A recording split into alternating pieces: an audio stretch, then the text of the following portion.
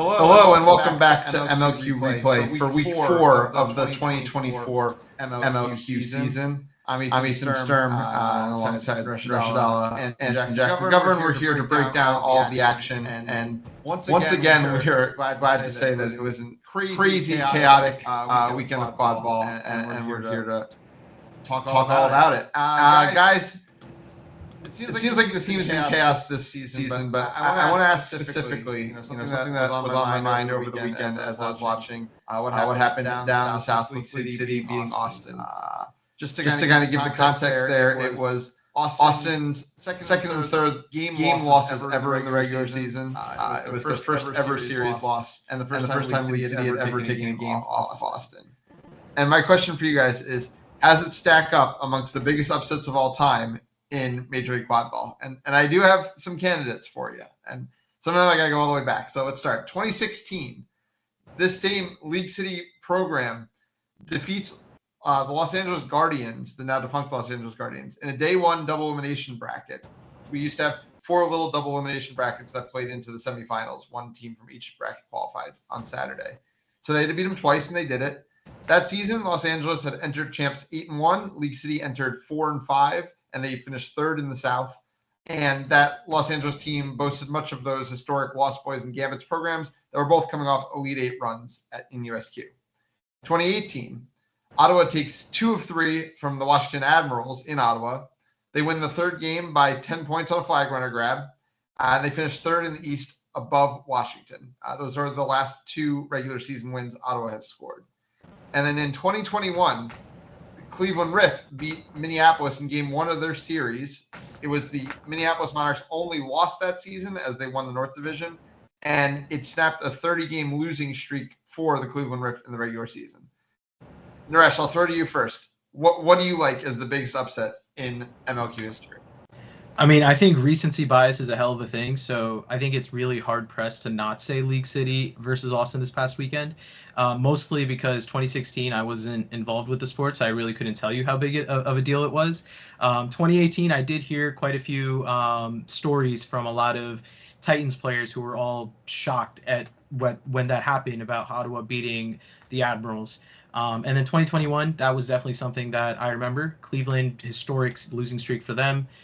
Beating Minneapolis, which was a major shock. I just remember thinking, like, what just happened? But in terms of context, in terms of everything surrounding the series, just chalked it up to an 0-3. They weren't really giving League City any credit in terms of how much better they've looked already this season. And in terms, it wasn't even just one game. If it was one game and, oh yeah, like they lost a game, sure, that's crazy upset. Austin locked in, who cares? But this was League City proving that they were the better overall team on Saturday. And I have to go with League City over Austin as my biggest upset of MLQ history. Jack, how about you? Yeah, Ethan, this was not just another chaotic weekend in MLQ demonstrating, parity in the league. This was by far the greatest upset in MLQ history. And, Naresh wasn't there in 2016. I was. And I think that's the game that comes closest, in part because it was a crazy game, that first League City Los Angeles Guardians game. And you're right that the Guardians team, combined some really good club programs. The final score was 220 to 180, League City with the, at the time, snitch grab. There was a huge comeback by League City, if I remember correctly. They were playing at home. They had the home crowd behind them. The reason that I don't think that series quite measures up is at the time, the Southwest was kind of undisputed as the strongest and deepest region in the country. And so while League City, I believe, had like a 4-5 record heading into championships, like the Southwest was understood to be extremely competitive at the time. And everybody was kind of looking for that fourth semifinals team to come from the South Division. So it wasn't totally, unforeseen that, a League City squad playing at home with some really good players from college and club teams in the area, could upset the Guardians. This series, not only had Austin never lost a regular season series before in their entire history, but League City was coming off a loss last weekend to New Orleans, who has been finishing in 4th or 5th in the South Division for the past couple years. So this came out of nowhere. This is something that just does not happen in MLQ. And I think it signals a new era in MLQ. I think it fires a warning shot to every favorite in this league that they can no longer be caught off guard because I think we are entering an era in MLQ where any team can beat any other team, and that is so exciting for someone who's watched this league grow over the course of the past 9 years. Awesome. That's a great take, Jack. And to transition now into actually talking about the series, and I think the thing that maybe holds it up from being a Grays upset, and there will be further to debate this as the years go by, is something that Naresh mentioned, which is that across 3 games consistently, the League City Legends were the better team on this pitch this weekend. There was no flukiness to the series win. So let's kind of talk about how we got there. And just to kind of give the scores, League City won game 1, 125-70. League City clinched the series and won game 2 without catching the flag runner. Austin caught the flag runner. League City beat them by 5 goals in the Quadball game. And Austin is able to come back and win game 3, 185-120.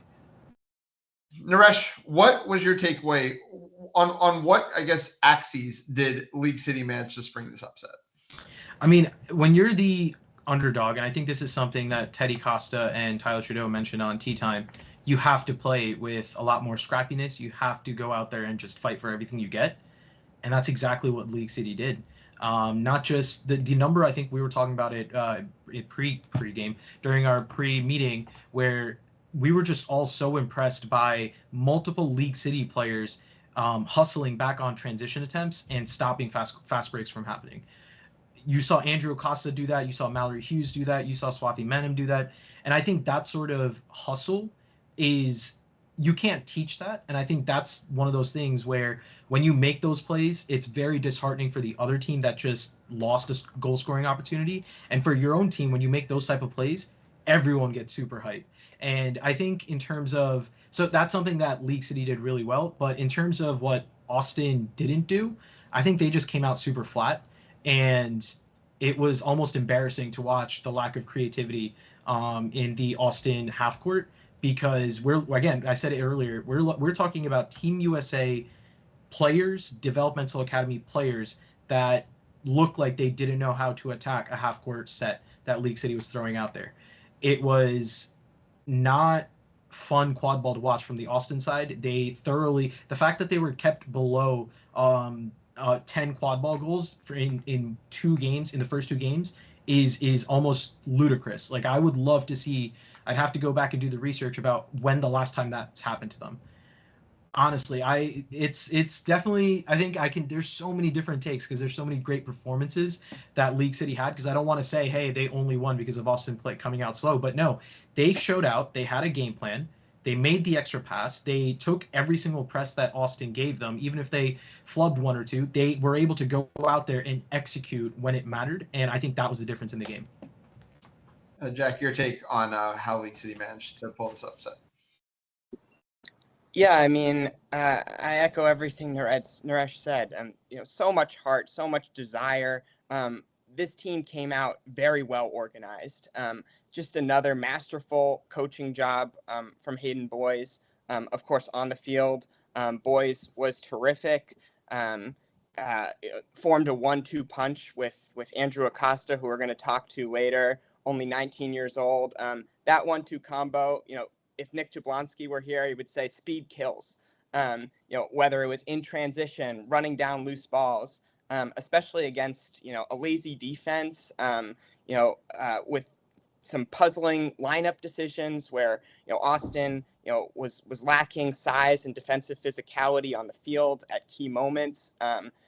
League City was able to just kind of tear through the Outlaws, defenders in, on the fast break, in the half court. it didn't really make a difference. League City was just all over them. With Maori Hughes and Swathi Manam consistently kind of having the offense, running through them and flowing. Nathan Wilkinson had, an excellent stat line, 6 goals, 6 assists, 0 turnovers. This was, a real team performance from the League City Legends. Everybody kind of pulled their weight.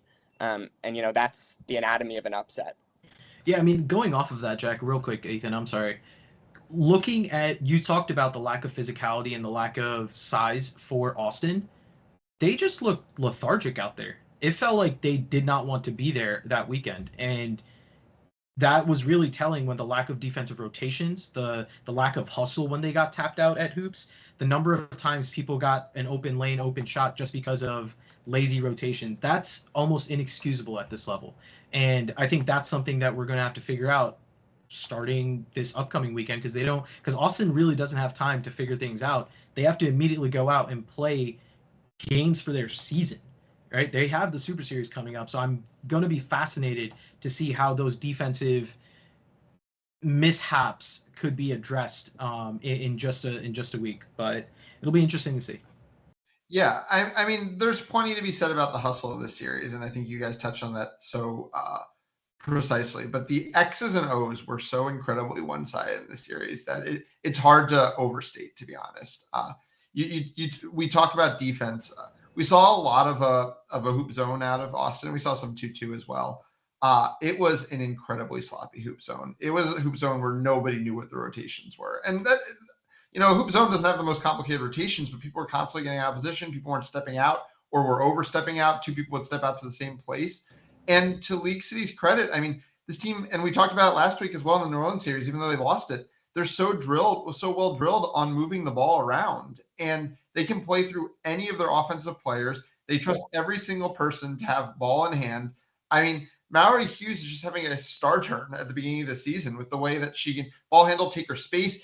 A couple times against the hoop zone, their point defender just didn't slide there, so she just walked in and dunked it down someone's throat. I mean, like I was playing when it was Casey Irwin back behind the hoops, and it's not working right now. And I want to get more into box offenses when we talk about Minneapolis later a little bit, but the offense isn't working. They're not trying other things. Yes, it is their first series of the season, so hopefully they'll figure things out, but things have to get put together. Like lethargic was the perfect word from Naresh. And every time it was painful to watch every single time that Jay Stewart hit a lane and it didn't have one cutter cutting the hoops, had 3 flat-footed players out on the edges of the field. That's not how you play offense in 2024. Jack, throw it over to you. Yeah, I mean, completely agreed on all points, Ethan. There's a quote, change happens slowly at first and then all at once. And that's what I was thinking about watching this Austin Outlaws series, because, the sloppy rotations on the hoop zone, that's so out of character for the Austin Outlaws. They, built their reputation for years on, having all the permutations of their defense, really drilled. And on offense, it seemed like, everybody was just standing around, like you said. JJ is not walking through that door for the Austin Outlaws, and no one on that roster can replicate exactly what he does. And what they're going to have to do is figure out ways to play together, not just put the dodgeballs on the ground and hero ball. JJ is a unique player who can make that work. And has had supporting cast members who make those cuts, and I was not seeing that for the Austin Outlaws this weekend. I think you're exactly right. Sorry about that. Yeah, and I just want to really quickly, and I think we should move on to our interview after that. Just shout out one name that we haven't mentioned yet. And that's Baltimore Nunez, who played extremely large minutes in this series, and in a series where I think a lot of people wrote it off, and I'll be honest, I was one of them, as, there's just going to be a dodgeball gap in this series and nothing else is really going to matter.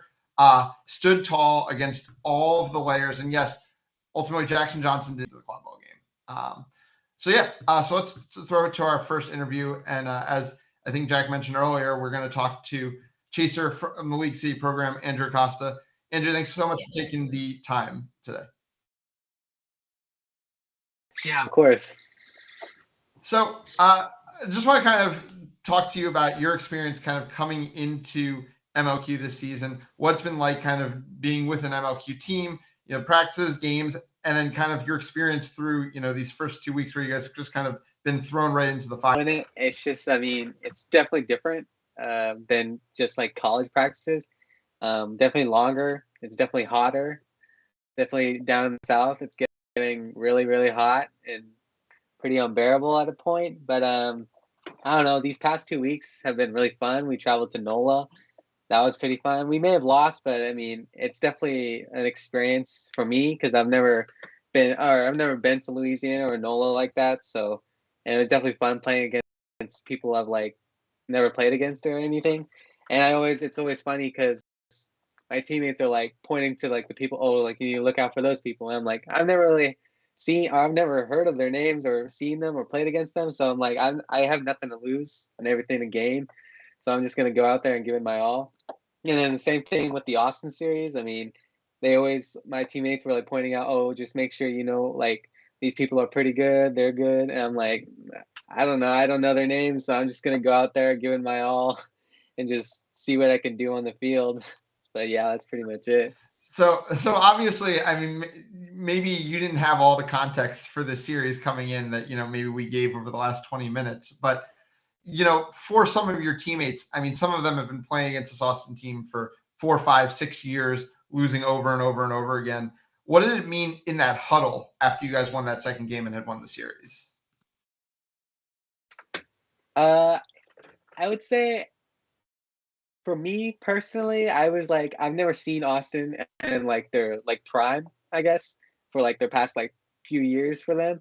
But I enjoyed seeing my teammates be so happy and like say that like we finally defeated the Austin Outlaws, even when they've been saying that it's never been done before. And I've never that was my first series against the Austin Outlaws and we won. So I have no like reaction or like unique reaction to it. But for them, it was really nice seeing how they reacted. And like I was just like enjoying their energy of being super happy and stuff, and it was just super unique, especially in the huddle. It was just super fun. So we mentioned, and I think Kubena or someone even had like a clip of it of you running down that fast break on defense where you came out of nowhere to make the stop. But Swathi beat you to it. She did it in game 1 even before you did it in game 2. And it just feels like, as we were talking about, you guys were flying everywhere on that field, both with your speed and also with your effort. So where's that coming from as a team? Like, is that something that's being stressed in practices? Like, how are you guys just, bringing so much energy out of the pitch right now? Well, for me, I just feel like no matter if someone's going for a fast break, I feel like they just have to be accompanied by their teammates. I think that's just a given. And if you're not giving that effort, then you should probably just sub off for someone else who will give that effort. And I was like on the opposite side of the field, and I noticed that we got the ball turned over, and it was just Chris Dorsey who is alone on the defense, and we had Mallory and also Sarah Stewart on the field, and I just felt like I knew I could get there and try to stop the defense. But I didn't expect to stop it, but I just knew that I had to get back and try my hardest to stop it. But it's just my mentality, I guess. It's just giving my all on the field, making sure that I'm gassed when I sub out, and then I get my rest, and then whenever they need me, I'll go back on for as much 100% if I can. But it's just what I am. We do stress it in practice, but that's just how I am. I feel like we shouldn't leave our teammate again. Like some of them have graduated, and it's kind of sad to see them go. He was just saying like how you'll be able to play with them again, or just play with them over the summer. So you really never really get to not play with them again. You'll just see them over the summer. So I was like, oh, okay, that's cool. and they just said you get to travel and just have fun. And I was like, and I just been loving the sport so far, so I just felt like, why not? Um, but yeah, what was the? Sorry about that. What was the money? You're all good. I shouldn't have asked a double-barreled question. What did you know about the League City Legends like heading into this season, like, and their history, if anything? Oh, it was funny because like over my first college year, they just kept saying that like we won one game last year, and I was like, oh, and I was like, I didn't really know how to react to it. I was just like, oh, they won one game, and they were like, yeah, so like you play a series, which is 3 games, and we played 4 series, so really we won. And I was like, I thought that was good at first, and then they were like, well, we played 12 games and we won 1, and I was like. And I was like, that's not really good. So I didn't really have high expectations coming into this MLQ. I thought we would do good, or I was just giving my all and see what we could do. But I mean, we've been doing so good, and we, I guess, defeated Austin for the first time ever. So I mean, I'm just happy. So I'm just here. But that's really all I know about like League City. We haven't been, that they haven't been doing good for the past few years. But I mean, I guess we're on the come up. So one of those players that you mentioned getting to continue to play with after graduation is Hayden Boyes, who's also head coaching the team this year.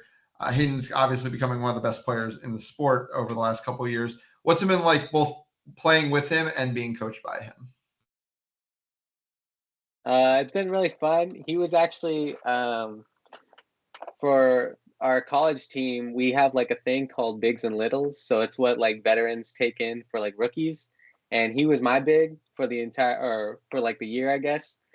And it was just kind of unique because he just like, I kind of just resembled him, I guess, or like hustle or teach others or our new recruits that join the sport through his personality, I say.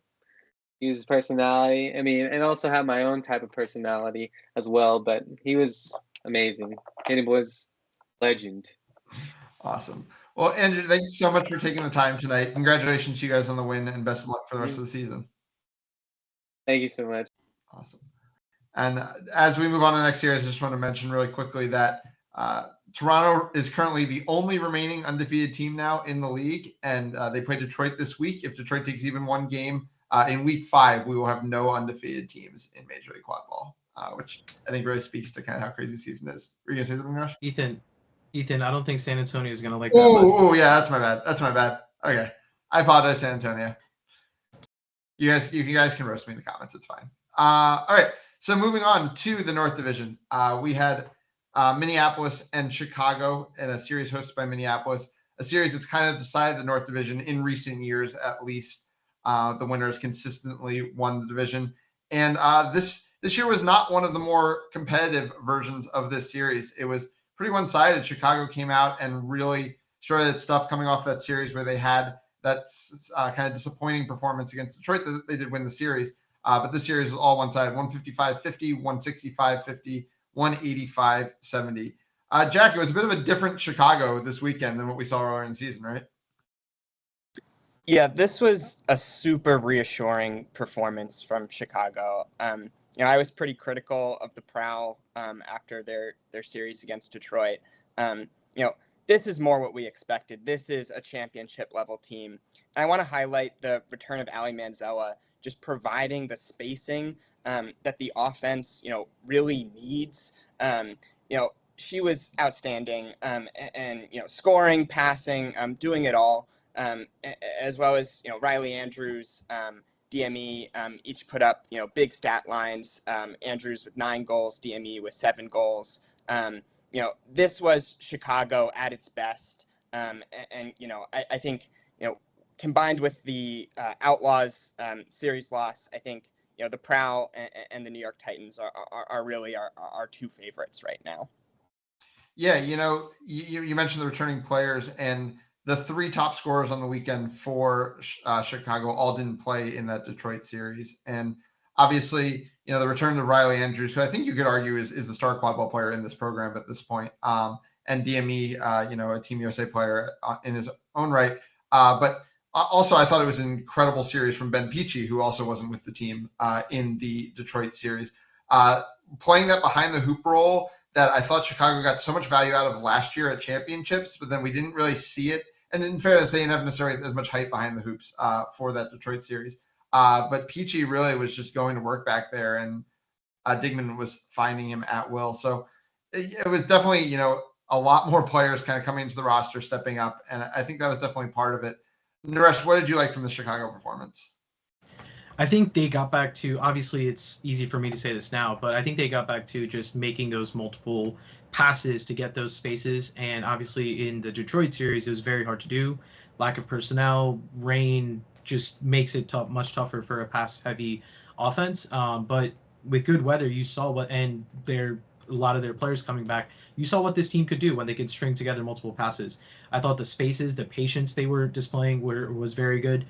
There were multiple possessions where you just saw DME extend the play just by really just using his legs to run around the side of the field, making the defense shift in and getting other looks that way. But I think just most of all that you saw what this team is and can be, and I think especially after quote unquote a disappointing performance in against Detroit, I think they really came back, and as Jack said, they really proved who they were. And I think there were a lot of people that were saying Minneapolis could spring the upset or really show them that this was their time to shine again. It was very reassuring. I think Jack said it first, but super reassuring for what Chicago was trying to figure things out, what's working. It's a long season. They're obviously in a very good place at this point to take the North Division. They're would be the heavy favorites if I was a betting man to take the North Division at this point. But they're still working on what they can do to return to championships like they did last year, maybe to win championships this year. They also got a much more consistent performance in the seeking game this weekend after letting Detroit catch 3 times against them. They got 3 catches this time against Minneapolis with really solid beating. And, Noyes coming down with 2 catches and Melton coming down with 1.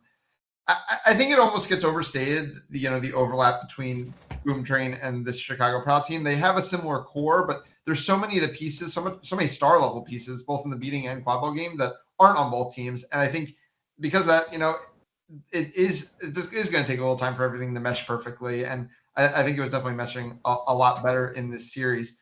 On the other hand, I think kind of a worrying series for Minneapolis. Obviously playing against a very good team, but the offense was pretty anemic. Only 17 goals to their name throughout the entire series, under 6 goals a game. After Detroit was able to definitely score more than that, a few weeks ago. So, Jack, what worries do you have about this Minneapolis team coming out of the series? Yeah, I mean, I agree. I didn't see the Monarchs putting much pressure on the hoops in terms of cuts, in terms of drives even. I thought, Emma Persons in her return was great. And that's not a role she typically plays, but she was doing it. She was making those cuts to the hoops. The rest of the team, I wasn't seeing it so much. I was seeing a lot of box offense against, 2-2 zone defense. That's not how, Minneapolis is going to really break down, a very good and disciplined Chicago Prow team that's been, drilling this defense for years at this point. There needs to be, more movement, more overloads, more cutting for Minneapolis to have, much of a chance. And yeah, I just wasn't seeing it.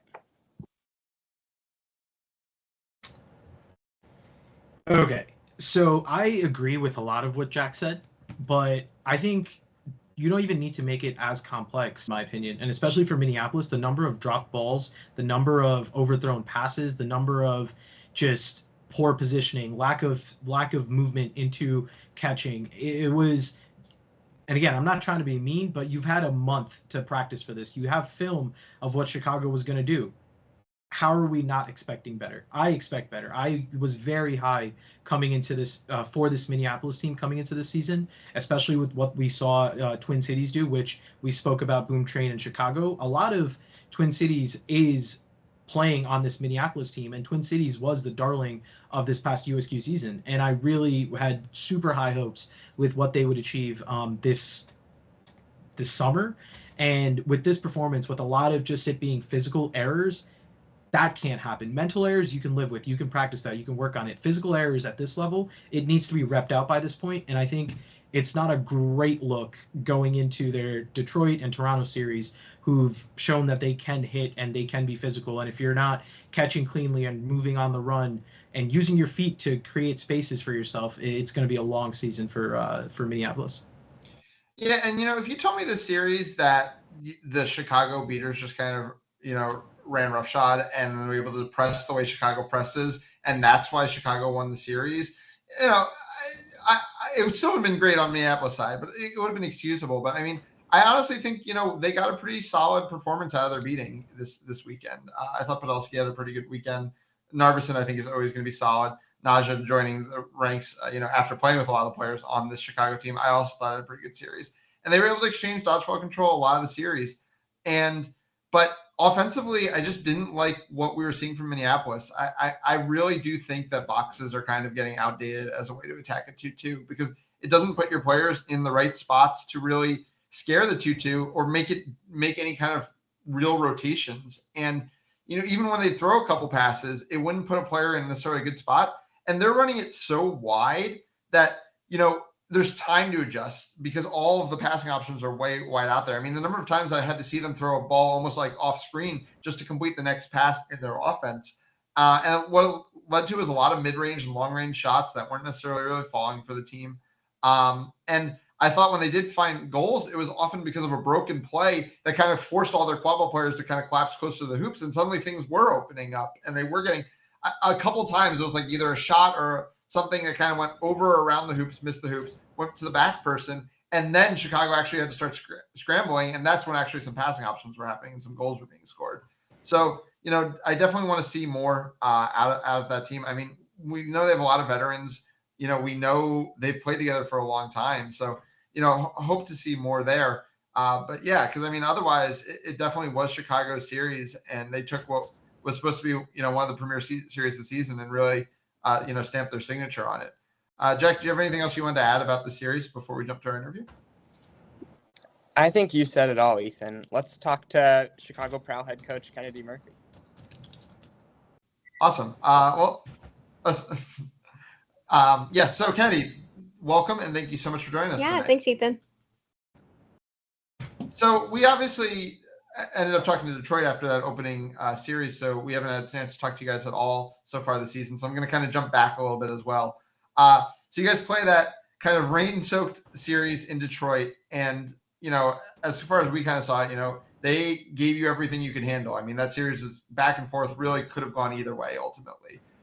So how did you guys kind of take a series that was right at the beginning of the season? You guys had to play week 1, and kind of compartmentalize it, put it in a box, and kind of get ready for what was another. I mean, you could argue you played your 2 biggest series of the season right off the bat. So to kind of stay in the right mental state for this. Yeah.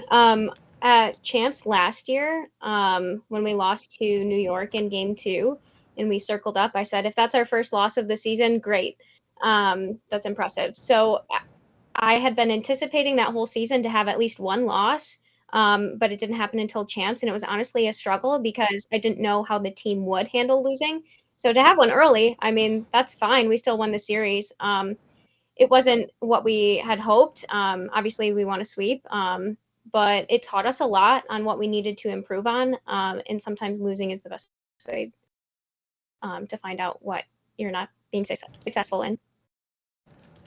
For sure. So, you obviously don't have to go into all the details, but, what didn't you think was necessarily working that you feel like you guys have improved on and have kind of stepped up in this series where you had a much more convincing win? Yeah, I think the most obvious one is our seeking game. We have a lot of fresh beaters in our program, and they're a lot of young, talented college players, and we needed to figure out how they would work best within our team and with the people who have been playing for a long time. And I think we figured that out against Minneapolis, and it resulted in 3-for-3 catches. Awesome. So kind of on a more personal level. So obviously you and Tad Walters both were non-playing last season due to injuries and are both playing this season. Obviously the team is glad to have you both on the field, but for you personally, what's it been like kind of transitioning from being a non-playing coach to being a playing coach? Yeah, in the USQ season, I was extremely nervous to transition back into a playing coach because I had been doing so much sideline management. I was worried for someone else to take it over. So we worked out the kinks during USQ season, luckily. And then just having the foresight to prep non-playing players, those who aren't rostered, on the responsibilities of being a non-playing staff member. That has helped tremendously, and that provided so much ease of mind, especially going into the Monarch series. So you might have heard me like hypothesizing that you guys are still trying to kind of work on things that you guys don't want to see. You seem like you don't want to be overly set in lines or positionings or anything like that this early in the season. How do you approach an MLQ season in terms of like the regular season? Obviously you want to win, but kind of balancing that we want to be the best team we can be by championships, but we also want to win early in the year. Yes, I think that's something even more than just this season, thinking long-term about the program. We have a ton of great like national champion players at this point, but we can't only rely on them because then what are we going to do when they retire? So it's balancing those experienced players and the younger ones and making sure that the rookies are getting meaningful minutes on the field and not just playing them to play them, but playing them with people who they can be successful with. So you kind of mentioned that you both have your veteran stars, and we've talked about them plenty, and also some of your younger players coming up. Who are some of the younger players that you feel like have really been stepping up, either in games or in practices that maybe we just haven't gotten to see the reps yet in game? Yeah, you saw a little bit of this this past weekend, but Melanie Rolfe was a first-year club player this year, has been playing on Indy/Chicago. This is her third season. She had 2 goals on the game, I believe, against Monarchs. Yeah, great experience. She didn't make the Nationals roster for Boom Train, but really showed what she can do for this group. And then Veronica Hoffman, who is in Illini, I believe she'll be a junior beater. She did a great job. Didn't play against Detroit, but did against Monarchs, and had some great SOP work this weekend. I want to talk a little bit X's and O's. You talked about us. You might have heard us talking about diamonds versus boxes when it comes to offensive quad ball. I would say 4 or 5 years ago, the entire sport was playing boxes. And I would definitely say the core of your team, whether you want to call it Boom Train or, Chicago Prow or Minneapolis Intensity, was definitely one of the first to start making that transition towards diamond. So how would you say that evolution kind of happened within that program? I know you weren't the head coach for all that time, but you were definitely involved the entire time. And kind of, how you see it now, 4 or 5 years down, as now it's becoming the predominant style of playing quad ball in the sport. Yeah, Jack is actually the person who suggested we change that in 2021, would it have been? Boom Train? Yeah, and we were like, okay, I guess we'll try it out. And it ended up being really successful because you just have so many more like points of passing. It's easier if someone's shading one person, you always have another option, and it closes the length of the passes, which I think we saw against Monarchs this weekend. They had so many long passes, and that just increases the margin for error for turnovers. I swear I did not know the answer to that question ahead of time, and I was not trying to fish for a compliment for Jack. I promise you that. I didn't know that was going to be the answer either.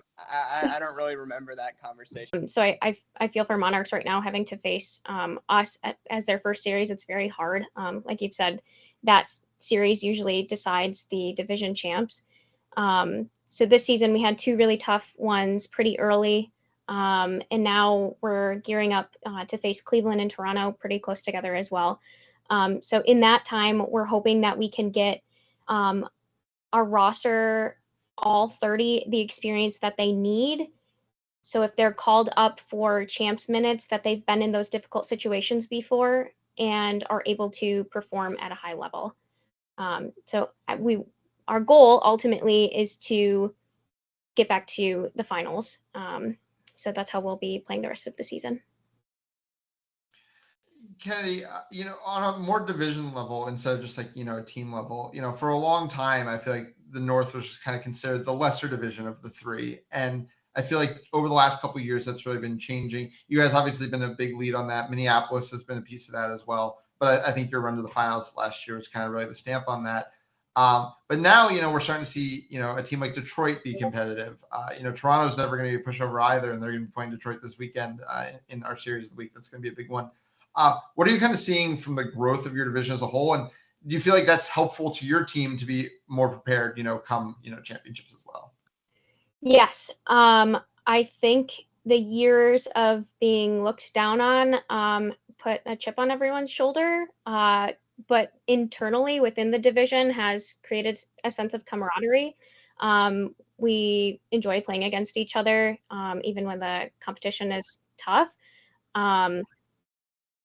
And I think you saw the beginning of that with champs this past season, with Prow making it to the finals and Minneapolis making out of the play-in bracket, but then also the success of Boom Train and TCQC in this USQ season.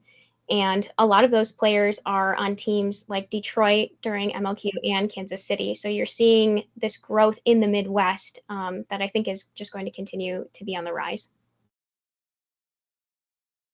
For sure. And, you probably heard us talking a lot about parity this season. Watching a team like Austin lose a series to League City this weekend and New York, kind of stumble against Boston.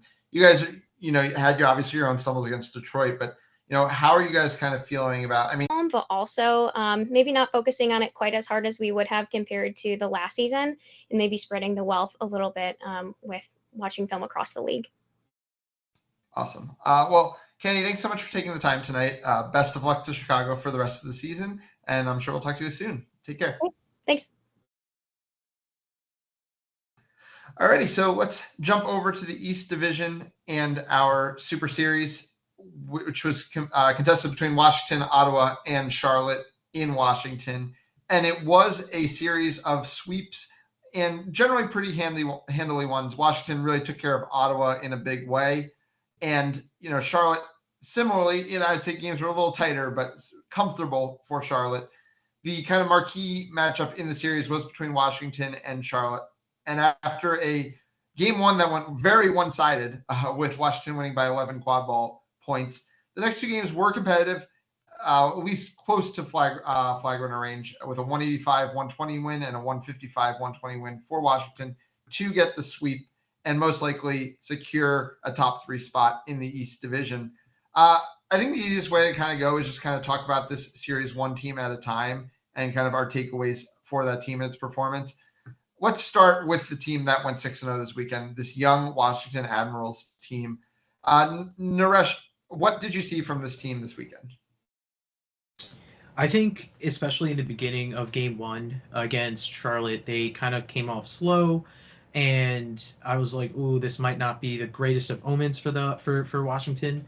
And then, almost like a firecracker, Zan Siddiqui went out there and absolutely dominated. Instant offense, instant ability to just get good looks. And I think he went in there, played for maybe 3 minutes, put up like 2 or 3 goals, and then immediately subbed off. And I think that sort of energy that he provides, especially coming off of a Final Four performance for him in UVA. I'm excited to see what Zan can do. But I think the biggest change that I saw from this team was David Littleton going from chaser for practically a decade now to shift to beater. And I think that was such a great change for this coaching staff to make, because his athleticism plays, and sometimes when you might not have the full beater depth or a lot of experienced beaters, sometimes you just throw athleticism at the problem and you can get a solution out of it. So I'm actually very excited to see how Littleton progresses as a beater after so many years of chasing. And I think something else is, going back into Zan, is the fact that he caught 2 flag runners this past weekend. That was huge, especially for a team that we had questions about. They lost TJ Jennerette. They lost Tyler Trudeau at the seeker position. So what would happen? And the fact that Zan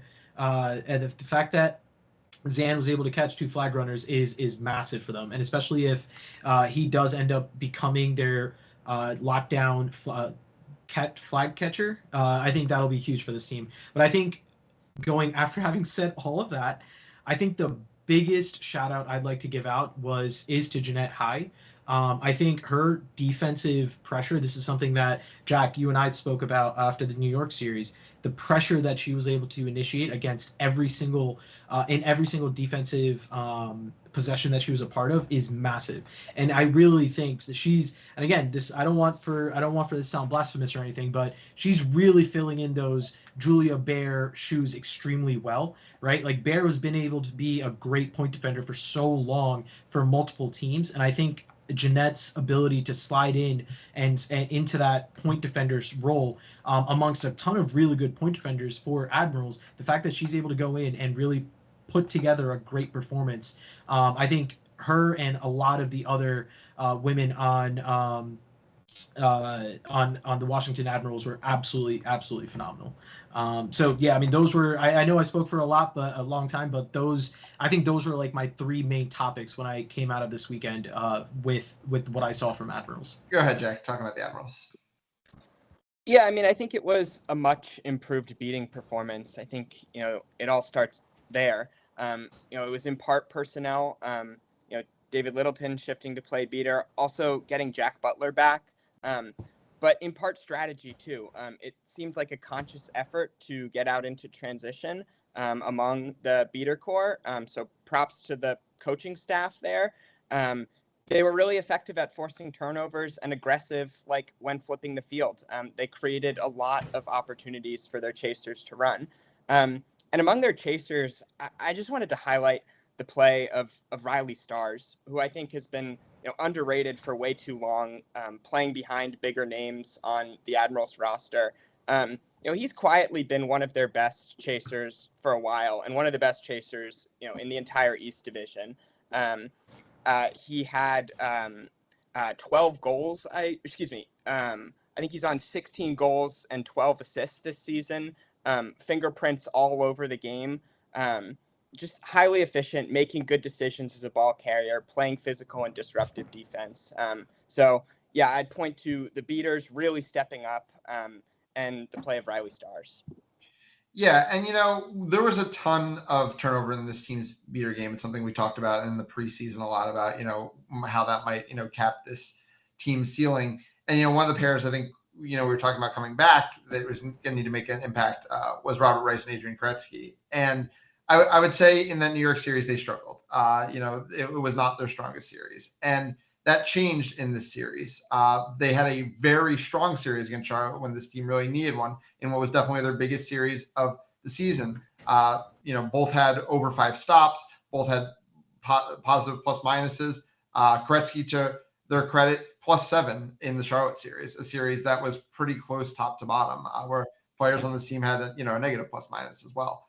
And then, you mentioned that press in that Ottawa series. I mean, they were leading a lot of it. Kety got enough stops from that press in that Ottawa series that they're now leading the league. Admittedly, if you went probably per drive, probably not that. They have played 9 games with Washington, but yeah, I mean, they're leading the league in stops right now. So, a big step up by 2 younger players that I think we were high on. Weren't sure if maybe this would be the year that they'd be ready to step up. But hey, we're definitely getting, more than we got in week 1. I expect, more as the season goes on. Another name that hadn't gotten mentioned that did lead the team in scoring, in the Charlotte series was Brian Mulcahy, who is a player who, don't get me wrong, it's a name everybody knows, but it's always kind of been unheralded in the work that they do. A staunch point defender, but also someone who can get out in transition, who can play off ball. The way in the current meta, you kind of need to be, both a point defender and a winger, unless you're a primary ball handler. And Mulcahy can do both, and that's how they ended up leading the team here. It was also a big weekend from Liz Stone, who had 5 goals in that Charlotte series without, I think, maybe 1 turnover.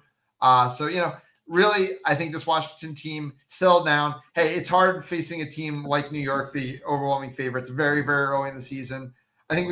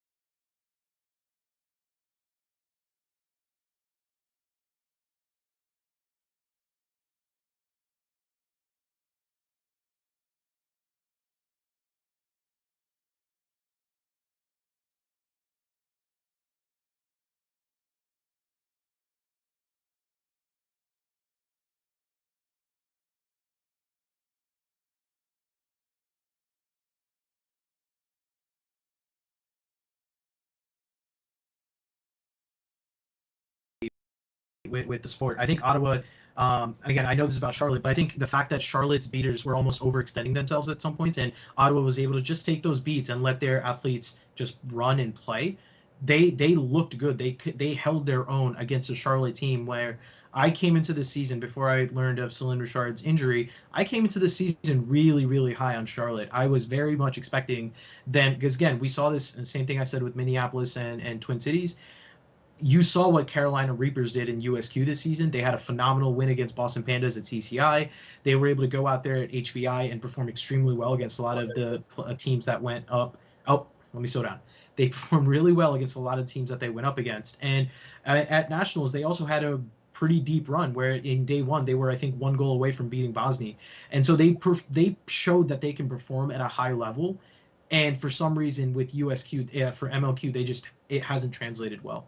I think the biggest thing is the fact that their offense almost looks jumbled at points. I really going into what Jack was saying, when they have a plan of attack, when one person is saying, "Hey, this is what we're going to do on offense," and they're able to execute their passes, their half court looks good. We saw that game 1 against Boston. It was 4-5 just because they were able to zip passes around, and you heard what the commentators were saying. They fully thought that was not going to be what Charlotte was going to do, and yet they proved them wrong.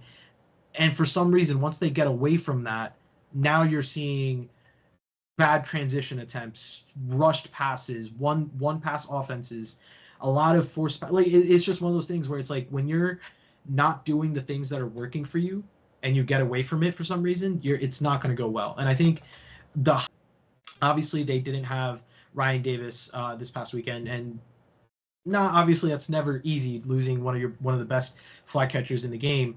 But Tony Bonadio has shown that he can catch extremely well. Austin Cruz has shown that he can catch very well. I think the struggle sometimes during Cish on pitch to get their seekers consistent looks was very surprising for me because for the most part, Charlotte should have had the beater advantage in this Super Series. But I think every other team, or at least Washington, really showed that they can hang, if not play better. And Ottawa held their own when in certain moments. Yeah, I mean, I think as much as losing a Team USA level player like Celine can be understated, I think maybe it was understated at the beginning of this season.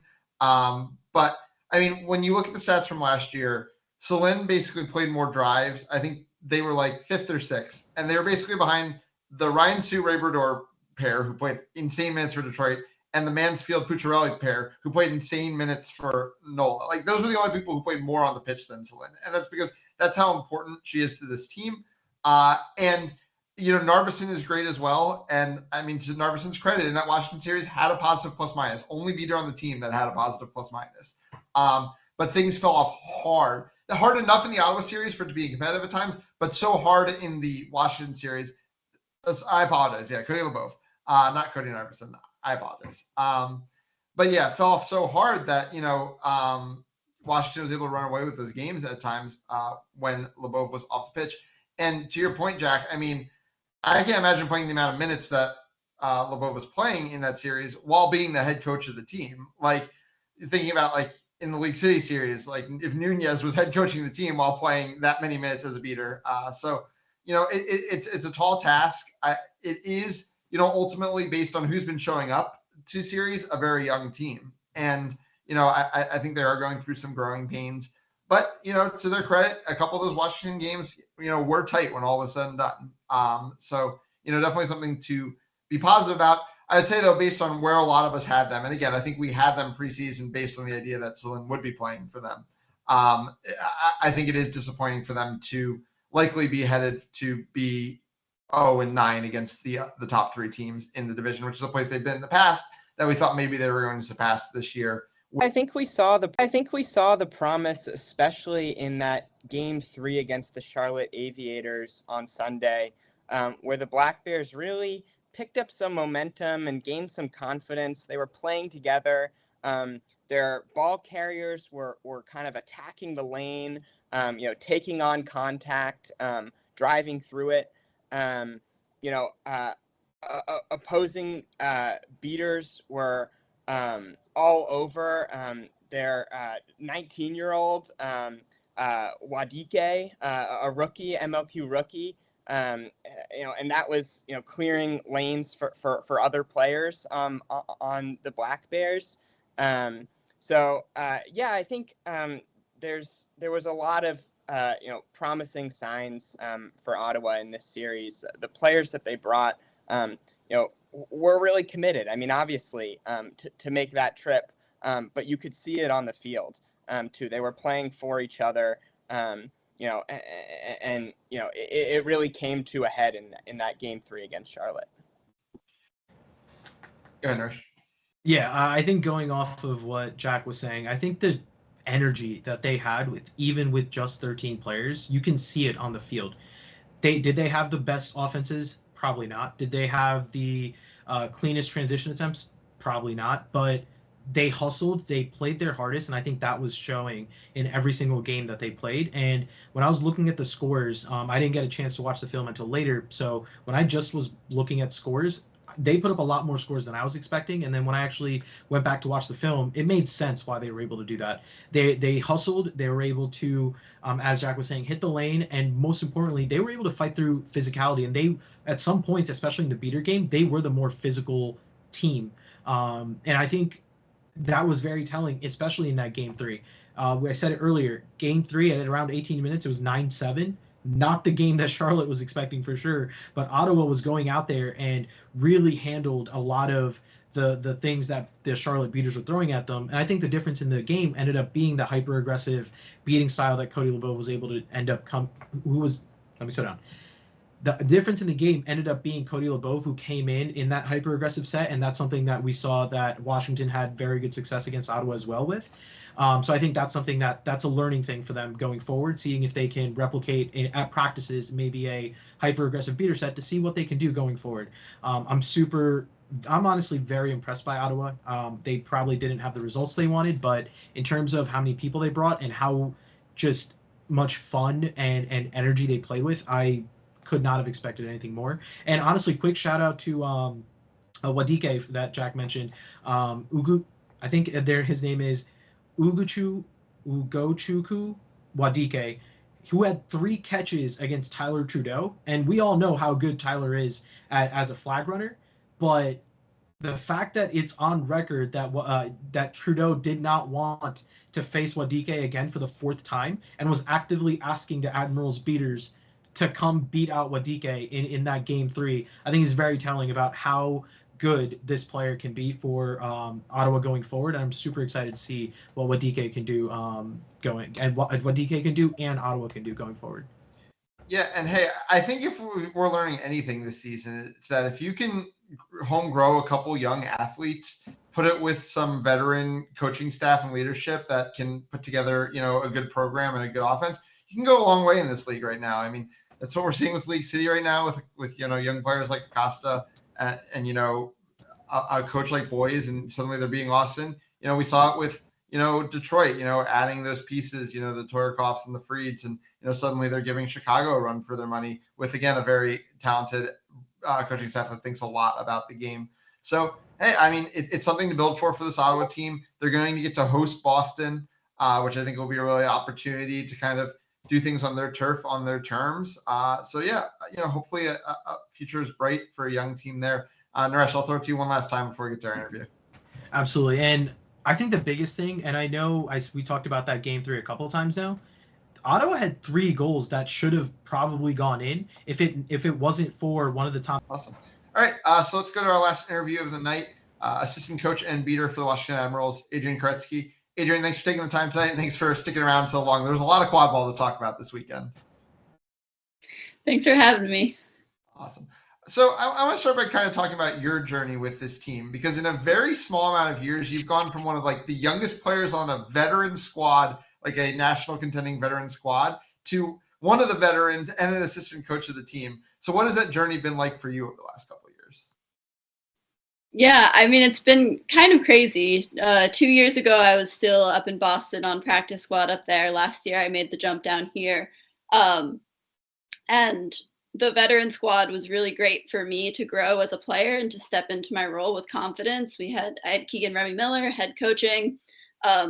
Bernie Burgess, Katrina Hicks, Colin Bourne kind of leading the beating squad and really pushing me to be the best version of myself and finding the confidence to kind of take on MLQ with stride. And now jumping to this year, kind of being put in the assistant coach role as one of the, I think, 3 returning beaters from last year. I'm really just trying to take what I learned last year, take what I've learned through my first year in club and put it all together and hopefully lead some of the younger players to success throughout this season. Talking just really quickly, talking about that practice squad experience a few years back, because that team had talent and that team has now made marks across the entire East Division. So how did that kind of like, what was it like playing for that team? What the drive you guys had to keep making yourself better that's resulted in so many of you kind of making an impact in the league now? Yeah, I mean, as you said, there's a lot of talent on that team. There's a lot to learn from, especially in Boston, like all of the veterans leading the squad. Max Havlin, Lulu, Serena was also a big help for me and just like fostering my confidence as a player. And I think just the experience of just even practicing against them was so huge and taught me so much about the sport and how to pick apart strengths and weaknesses of even some of the top players in the sport. And it really helps me, and I know Tessa Mullins, Noyes are all now prepared for this weekend. Yeah, I mean, Washington usually sees New York as that first series, and that's always a tough series to come off on. Especially we had, I think, 4 weeks of practices before that series. College players were at maybe 2 weeks of those practices. And with this really new team, I think we did struggle a little bit in that first series to come together. We only have 14 returning players. We're working with 16 players who are either returning back from Admirals after a break or who are new to the team. I think 10 of those players are college or just graduated from college. And I think we've seen so much improvement from the first practice to now in terms of just the team gelling together. And a lot of the adjustments made between New York and this weekend have just been learning how to get these players who haven't really seen the field together to work together and really start to mesh and gel on the field. And I think this weekend we started to see a lot of success with our chaser lines finding each other and working together on the field, and with our beaters just able to make some adjustments and step up and really push the pace of play. Adrien, congrats on a hell of a weekend. One of the things that we were talking about earlier was the fact that one of those adjustments from game 1 through 3 from New York versus the Super Series this past weekend was the switch from David Littleton to go from quad ball to beater. As someone who's been primarily a beater for most of your career, how does it feel to be that type of leader, not just for Littleton, who is switching into that role? And so that's the first question. So let's do that, and then we'll layer it down. I have a bad habit of bombarding people with questions. My apologies. Yeah, I mean, both David Littleton and Julie Neutzel switching to, well, Julie has had some experience in utilities in the past, but switching to beater kind of for this series and full time. They're both veteran players of the sport, and they have such a good understanding of the sport. So it's really not too hard. It's really just guiding them in some beater specific details, making sure that certain like positioning and trades are happening where we want them to. And David, especially, super athletic. Can kind of run down the pitch. But I think it was pretty easy to kind of get them focused and get them up to speed, especially since they both have such an understanding of the sport. And Littleton has been coaching UVA, I think, both chasers and beaters for years now as well. So, as you've kind of transitioned into a coach and, you are working with all of these young players, what's that experience been like compared to, so quickly coming from, a place where you were being coached by these basically within the last couple of years? Yeah, I mean, I personally really like working with the younger players of the sport, partially because I've been in their shoes like 2 years ago. But it's been a lot of going back to some of the fundamentals of the sport, especially some of the younger beaters. We've really been working on just getting their throws and catches and blocks up to speed. And it's skills that I kind of came into the sport with from my background in softball. So it's been fun to just be able to kind of break down to the most basic level and get them up to speed there, and then watch how even that builds as we then start to talk about strategy, start to talk about moving faster, how those fundamentals can just truly change their play style. So I feel like, the community at large has ascribed a lot of expectations on you guys this year as a younger team, kind of in a rebuilding year. A lot now of where you're likely to fall in the division is set coming out of that weekend. Obviously, you're going to take on Boston basically for that second spot in the division. What were kind of the coaching goals, the leadership goals coming into this season, and kind of where are they now, as you look 9 games into the season, into the year? Yeah, we walked into the season, we knew it was going to be a bit of a rebuilding year. Again, we only have 14 people returning, but ultimately we wanted to get as many wins as possible. We wanted to go in every series thinking that we could win these games, having the confidence in our team behind us, and as well making sure that all of our younger players get the time and minutes to develop and then hopefully come back in the coming years, especially with such a young squad. We are continuing to develop our players, focus on the wins, and we take on Boston, and with the amount of improvement we've shown so far, hoping to continue to build on that improvement. If we can get the wins against Boston, we'll get the wins against Boston and go into champs with a full head of steam. The last question is talking about that Boston series. You mentioned a lot of players who kind of helped create the player you are today, which is a fantastic player, if I do say so myself. This is kind of your chance each year to go head to head with them. What's that experience like for you? Yeah, last year it was super fun. We managed to get the wins off them last year, but I was just excited to be able to step on the field and kind of show them that who I've become and that they've made a player, but now this player can take the wins from them. And I'm excited to go into the next week and just show them what I can do. Awesome. Well, thanks so much for taking the time tonight, Adrien. Congratulations on the 6 wins and proving the doubters wrong, and best of luck to you guys in the Boston series. Thank you. Well, that is going to do it for us tonight. We thank everybody for sticking around and watching. There's, as we said, a lot to talk about this weekend, and there's definitely going to be more to talk about next weekend. Our series of the week this week is Detroit versus Toronto. Both these teams still in the running to possibly be the first or second team out of this North Division. I think the meat of this North Division, it might be Chicago on top, but there's a lot of questions still left in the remaining series in that division, and I think we're going to start answering them this weekend. And then a super series in the South that has so many stakes after that Austin League City series, with Kansas City and New Orleans both traveling to Austin to see if Austin can turn things around, or if they could end up being a middle-of-the-pack team in the South Division this season. So a lot to play for, a lot to watch. We hope you join. We also hope you consider checking our YouTube Premium, where we have Tea Time, which I think Naresh referenced earlier in the show, starring Tara Trudeau and Teddy Costa. It's always a great watch. We have 2 incredible vlogs as well, both Sam Megner from the Boston program and Neves from the Chicago program. Thanks everybody again for watching. We hope you tune in again next week. For myself, for Jack, for Naresh, and for our producer Joey, we thank you, and we hope you have a good week. Best of luck to all the teams.